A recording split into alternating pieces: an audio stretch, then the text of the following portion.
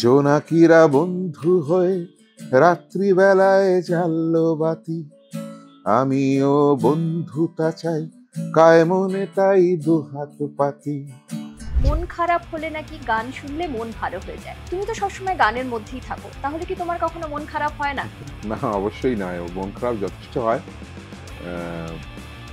এবং সেটা ওই তার রিলিফটা ওই কোথাও গানেই পাই আর কি। ছোটবেলায় তোমার প্রথম তালিম কার কাছে? বাবার কাছে? দুজনের কাছে, বাবা এবং মা দুজনের কাছে। দুজনেই গান বাজনার করতেন, পেশাদারি ভাবে কেউ করেনি। এই অভিনয় করতে গিয়ে তুমি অনেক অভিনেতার বিরাগ ভাজনও হয়েছো, সেটা কিভাবে দেখো? খুব স্বাভাবিক, এটা হতেই পারে, কারণ যখন হঠাৎ করে অন্য একটি পেশার গায়ক কিংবা খেলোয়াড় কিংবা অন্য পেশার একজন মানুষ তিনি এসে অভিনয়, ডাক্তার তিনি অভিনয় করছেন এবং সেই চরিত্রটায় তিনি কাজ করছেন, তো তার রাগ হওয়াটা স্বাভাবিক। তোমাকে নিয়ে নানান সময়ে নানান অভিযোগ এসেছে। যখন এমন কোনো ঘটনা ঘটে তখন তোমার আত্ম উপলব্ধি কি থাকে? আত্ম উপলব্ধি তো সেই মুহূর্তে হয় যে কেন কাজটা করলাম, প্রাথমিকভাবে হয় যে না করলেই হতো, কারণ করে কোনো লাভ হলো না, বরঞ্চ নিজেরই পেছনে বাঁশ নিলাম।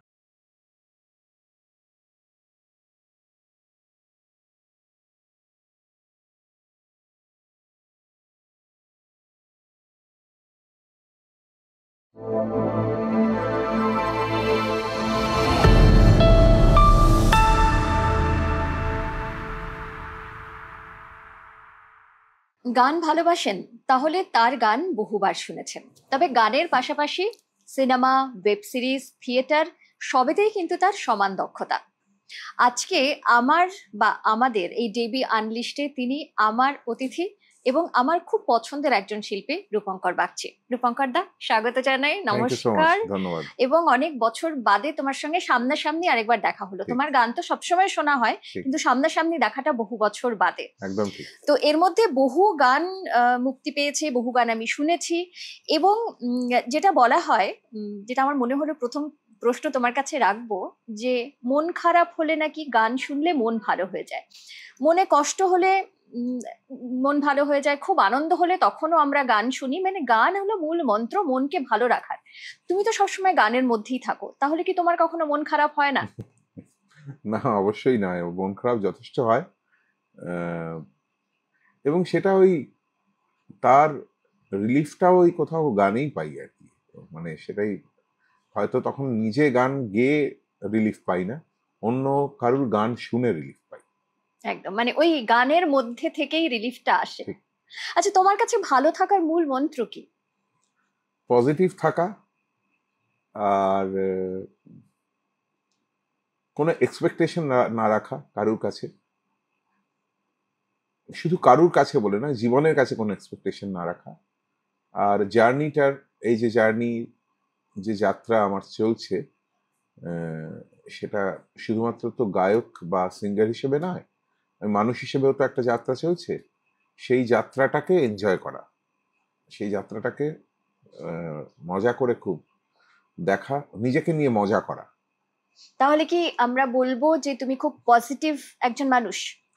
চেষ্টা তো করি খুব পজিটিভ থাকা, সবসময় যে পজিটিভ থাকি তা বললে ভুল হবে, নেগেটিভিটিও আসে, কিন্তু প্রবল চেষ্টা থাকে সবসময় একটু সহজভাবে, সোজাভাবে পৃথিবীটাকে দেখার। এবং স্পষ্ট বক্তা হিসেবে তোমার একটা সুনামও রয়েছে, দুর্নামও রয়েছে, দুটোই রয়েছে, কারণ খুব যারা স্পষ্টবাদী তাদের এই দুটো উপমাই পেতে হয়, পান সাধারণত। তো সেসব বাদ দিয়ে গান এবং গানের মাধ্যমে সকলের মন জয় করে নেওয়া, এবং অবশ্যই আমি যেটা শুরুতেই বলছিলাম, আমারও পছন্দের একজন শিল্পী তুমি, প্রত্যেকটা গান আমি শুনি এবং আমার ভীষণ ভালো লাগে। তাই মনে হলো আজকের পডকাস্ট যখন শুরু করছি একটা গান দিয়ে শুরু করি, তারপর তো তোমার গল্প, তোমার গানের যাত্রা সবটাই শুনবো আমরা। কি গান শোনাচ্ছ প্রথমে? তুমি একটা শুরুতে বললে তোমার পছন্দের কিছু গান আছে, তার গান মধ্যে রয়েছে, জোনাকি। জোনাকি ভীষণ গানটা পছন্দের একটা গান। আমার আর অন্বেষার গাওয়া, আমি অল্প অল্প একটুখানি গাইছি। আচ্ছা।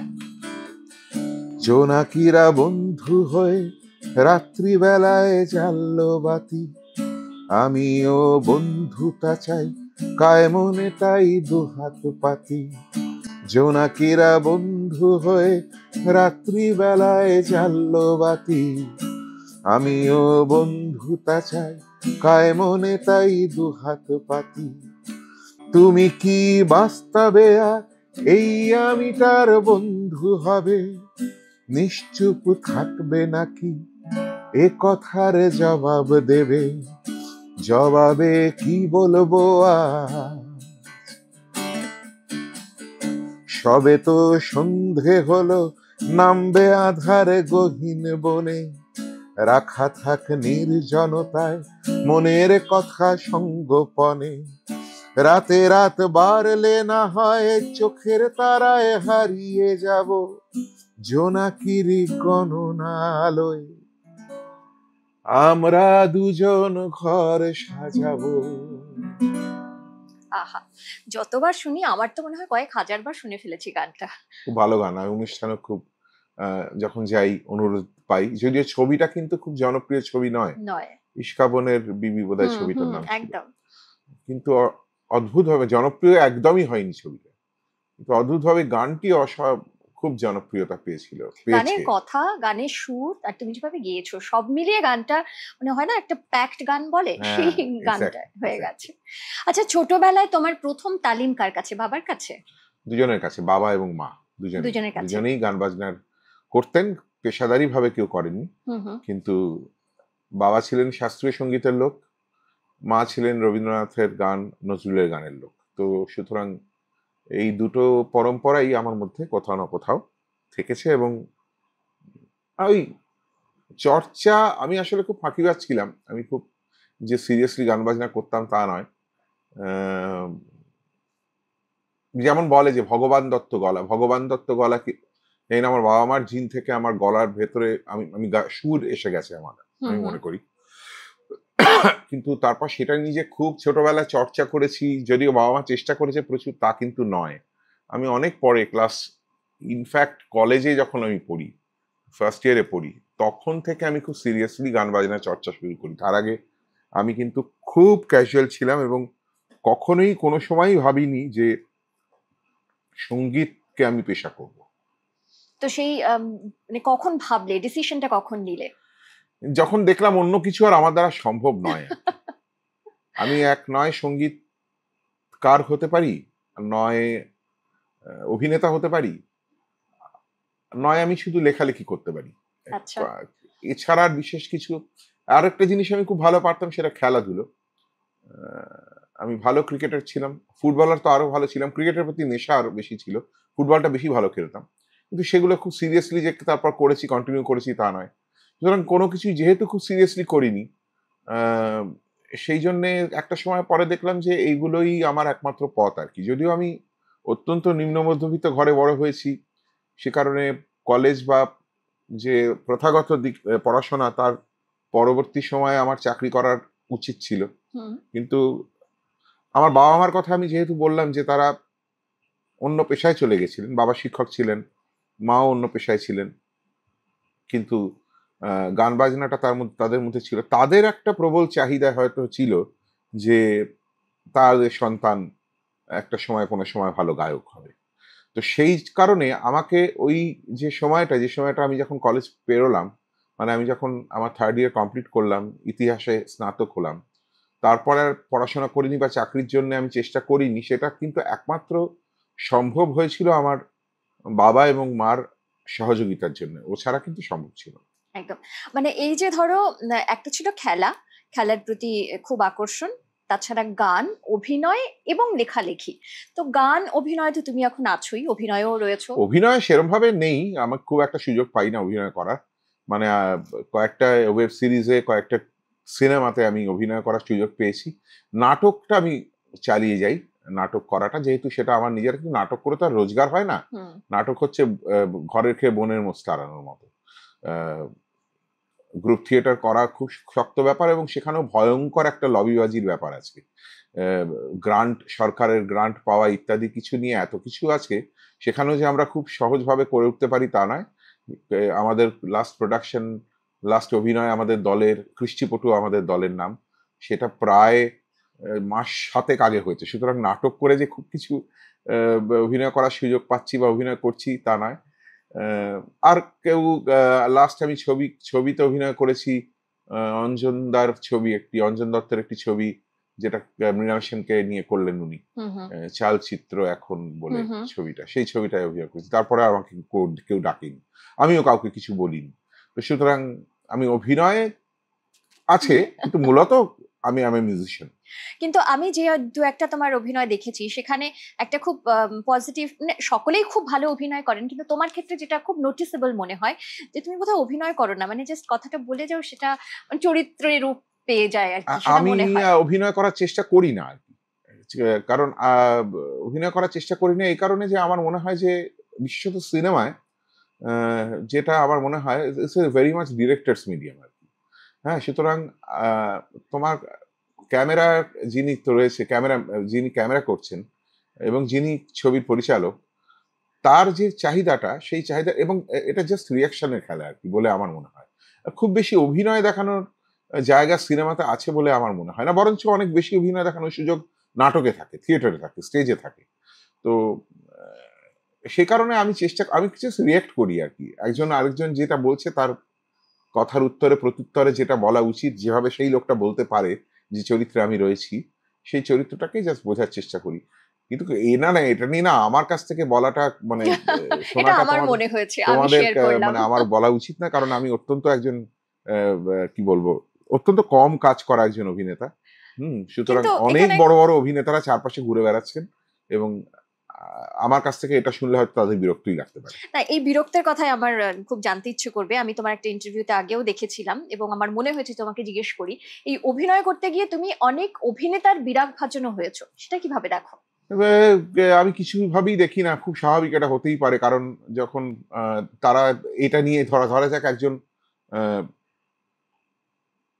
ছোটবেলা থেকেই অভিনেতা হওয়ার চেষ্টা করছেন, তার ট্রেনিং নিয়েছেন, হ্যাঁ, তার মেথড অ্যাক্টিং এর মধ্যে কিভাবে মেথড অ্যাক্টিং করতে হয় সে নিয়ে তার চর্চা রয়েছে, এবং তারপর তিনি দেখছেন যে আরেকজন হঠাৎ করে অন্য একটি পেশার গায়ক কিংবা খেলোয়াড় কিংবা অন্য পেশার একজন মানুষ, তিনি এসে ডাক্তার, তিনি অভিনয় করছেন এবং সেই চরিত্রটায় তিনি কাজ করছেন। তো তার রাগ হওয়াটা স্বাভাবিক, বিরক্ত হওয়াটা স্বাভাবিক, কারণ তার মনে হতেই পারে যে আমি এত বছর ধরে যে চেষ্টাটা করছি, সেখানে হঠাৎ করে এইরকম একটি মানুষ এসে কেন কাজ করবে আর কি। যদিও এইগুলো ভেবে কোনো লাভ নেই, তার কারণ এটা তো চিরকালই হয়ে এসছে। মানে এখন অভিনয় বা সঙ্গীত বা যে কোনো ধরনের এক্সট্রা কারিকুলার অ্যাক্টিভিটিস, এগুলো ঠিক কিছু, অবশ্যই তার কিছু সায়েন্স আছে, বিজ্ঞান তো আছেই, কিন্তু আবার তার সাথে সাথে কিছু অদ্ভুত ইকুয়েশন, কেমিস্ট্রি, রসায়ন কাজ করে, যে রসায়নগুলোর কোনো সূত্র হয় না। মানে আমি কিন্তু এই যে আমি গান বাজনা করি, আমি কিন্তু জানি না যে, ধরা যাক আমার একটা গান খুব জনপ্রিয়, প্রিয়তমা গানটি খুব জনপ্রিয় গান, তো আমাকে অনেকেই বলেছে আরেকটা প্রিয়তমার মতো যদি গান হয়, কিন্তু আমি জানি না যে আরেকটা আমি প্রিয়তমার গান মতো গান আমি কিভাবে করব। এটা কোনো সূত্র নেই। মানে a+b²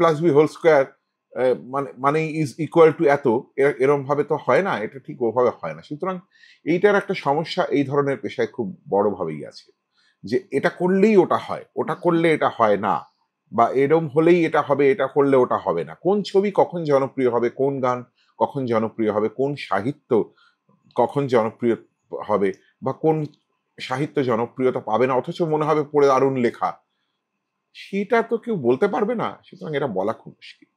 তাহলে কি ধরো অন্য কোনো পেশার মানুষ, ধরো না কোনো অভিনেতা যদি গান এবং গান গেয়ে তিনি খুব সুনাম অর্জন করেন, তাহলে কোথাও যারা গায়ক বা তোমার কথাই বলি, তোমার কি খারাপ লাগবে? তাহলে খারাপ হয়তো প্রাথমিকভাবে লাগতেও পারে, কিন্তু এরকম অনেক ক্ষেত্রেই হয়েছে। যেমন আমি এই মুহূর্তে একজনের নাম বলতে পারি, সে হচ্ছে অনির্বাণ।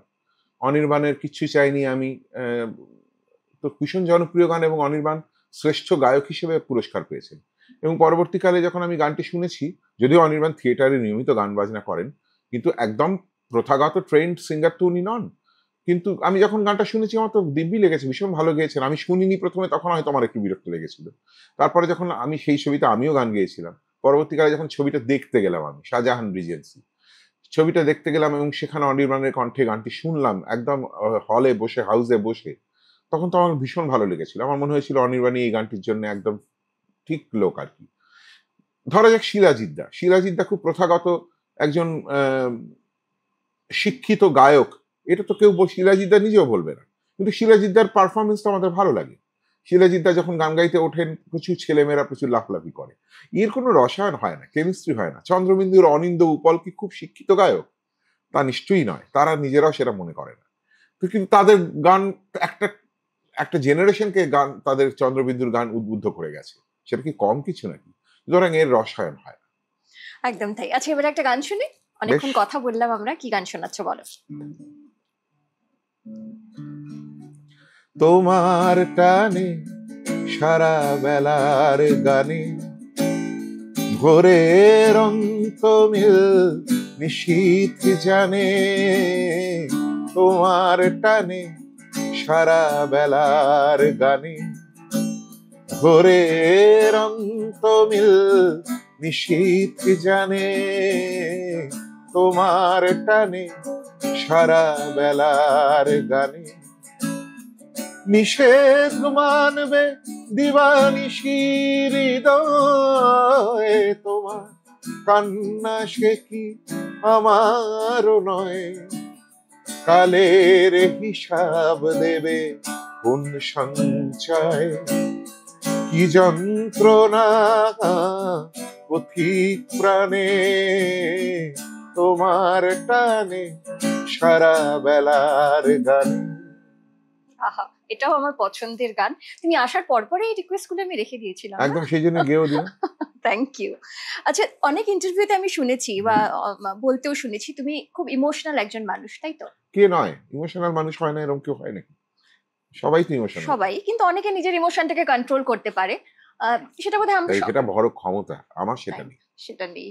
কখনো এরকম হয়েছে খুব ইমোশনাল হয়ে অনেক সবার সামনে কান্না পেয়েছে, তুমি কেঁদে ফেলেছো? হ্যাঁ, এরকম বহুবার আমি তো হয়েছে। সিনেমা দেখতে গিয়ে মানে সবচেয়ে সবচেয়ে তার বড় উদাহরণ হচ্ছে যে আমার সাথে আমার পরিবারের কেউ সিনেমা দেখতে যেতে চায় না। তার কারণ যদি সেটা খুব ইমোশনাল সিনেমা হয়, আমি ভেউ ভেউ করে কাঁদি আর কি সিনেমা হলে, এবং সেটা এত জোরে জোরে কাঁদি, কান্না কন্ট্রোল করতে পারি না, এবং সিনেমাটা শেষ হয়ে যায়, এবং শেষ সিনে যদি খুব দুঃখের কিছু থাকে, আলো জ্বলে যাওয়ার পর আমি কাঁদতে থাকি, তখন মানে আমার স্ত্রী এবং আমার মেয়ে তাড়াতাড়ি হেঁটে বেরিয়ে চলে যায়।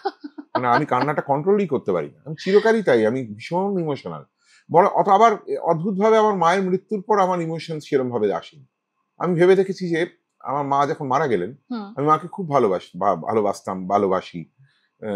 তো তখন আমার খুব কাঁদার কথা ছিল, কিন্তু সেরকম কান্না পেল না। মায়ের মৃতদেহের সামনে দাঁড়িয়ে, মাকে, যে মা আমাকে এত বছর ধরে বড় করেছেন, মৃতদেহের সামনে দাঁড়িয়ে কান্না পেল না সেরম ভাবে। অন্যদের এত কাঁদতে দেখছি যে মনে হলো আমার কান্নাটা কোথাও বন্ধ হয়ে গেল। বরঞ্চ আমি আমার বেরিয়ে গিয়ে আমার পাড়ার বন্ধুদের সাথে একটু গল্প করতে শুরু করে দিলাম। তো এটা কি অদ্ভুত আর কি, চরিত্রের নানা রকম শেডস হয় না, এটা একটা শেডস আর কি। কিন্তু আমি মূলত খুব ইমোশনাল, মানে যে কোনো সিনেমা, বিশেষত সিনেমা, থিয়েটার, নাটক, গান।